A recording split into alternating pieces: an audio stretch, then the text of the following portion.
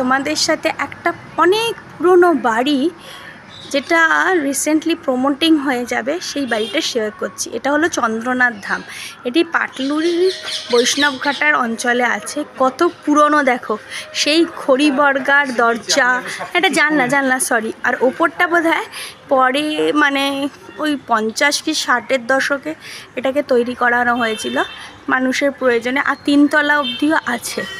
আর এই বাড়িটার সামনে আমি তোমাদের স্ট্রাকচার্সগুলো দেখো আর দরজার ডিজাইনসগুলো দেখো, লেখাটা শুধু দেখো, চন্দ্রকুমার ধাম আর্ট বৈষ্ণবঘাটা লেগেছে, এটা লেখা নেই। ও 200 থেকে 250 বছর পুরনো।